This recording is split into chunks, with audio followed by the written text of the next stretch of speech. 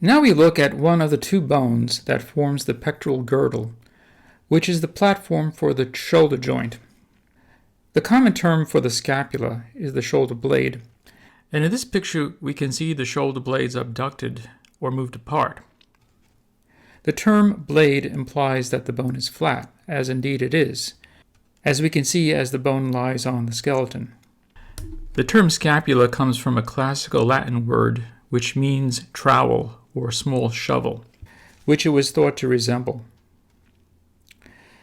If we look at this bone in isolation and ignore the spine, which is on the posterior side, and look at the anterior side, we can again note its flatness, but also note its triangular shape. This triangular shape will give rise to 6 features of this bone, 3 sides or borders, and 3 angles.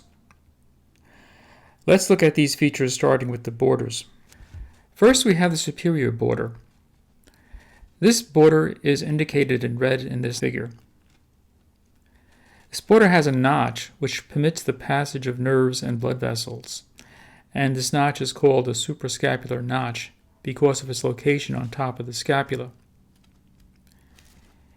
If we turn this right scapula around again, we can see the medial border, which is the border closest to the spine or the vertebral column. And for this reason, it is also called the vertebral border. On the lateral side of the bone, we find the lateral border, which because of its proximity to the axilla or armpit, is also called the axillary border. Now let's turn to the angles. There are 3 angles, obviously, and the most inferior angle is called the inferior angle. Now we have 2 angles that are superior to this angle. Both of these can each be called a superior angle, but the angle that is medial and simpler and is a little higher and more superior to the other high angle is what we're going to call the superior angle. So just remember that the superior angle, as opposed to the lateral angle, is higher, it's more superior, and simpler. Now, the lateral angle is more complicated because it is where the shoulder joint is located. Because this angle is expanded to form the shoulder joint, it is also called the head. And as usual, the head is going to be attached to the bone by a more constricted part, which is then called the neck, which I haven't indicated. We will look at the head in greater detail a little bit later. But first, let's look at this bone from a side view to appreciate its flatness and to apply the appropriate terms to each side. So the front surface is the anterior surface and the back surface is the posterior surface. The anterior surface will be on the ribs or costae, and for this reason, this surface is also called the costal surface. It is also closer to the belly, or the venter, as it is called in Latin, so this surface is also called the ventral surface. The posterior surface is also closer to the back, or dorsum, so it can also be called the dorsal surface.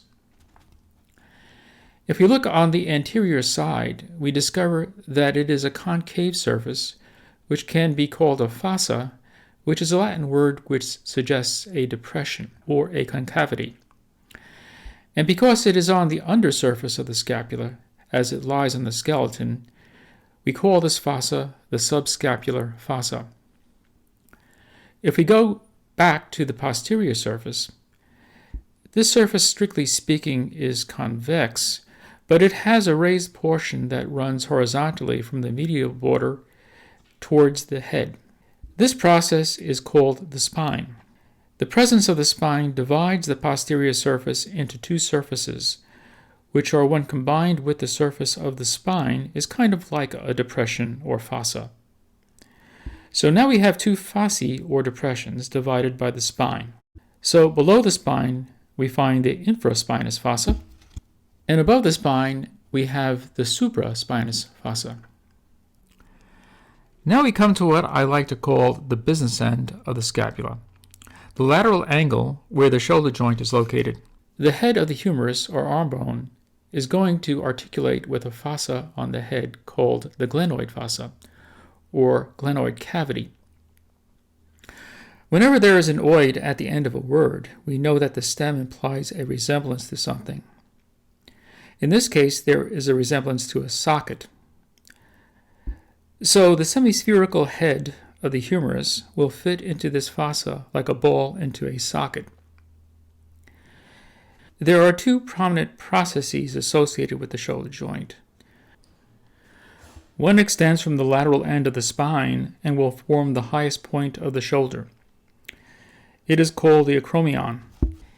If you break down this word, you can see that the prefix acro means high, as in acrophobia or fear of heights, and Acropolis, which is the highest point in the polis or city.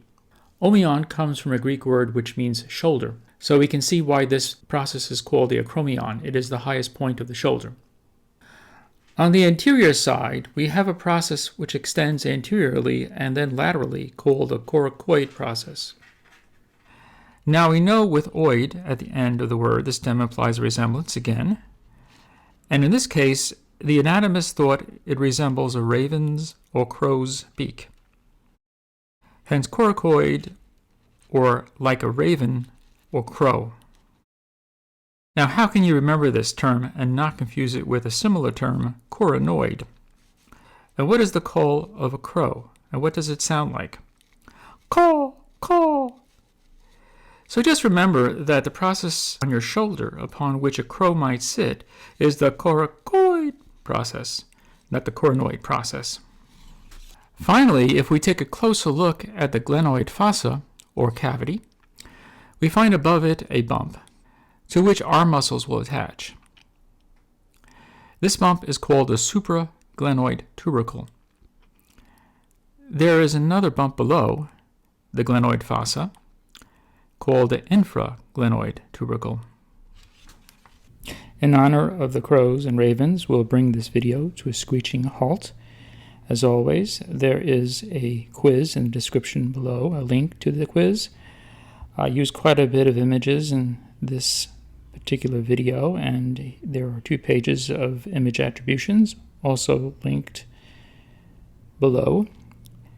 And finally, here is a video of Apollo in the old days when he still had a collar, before he tore the collar off in protest.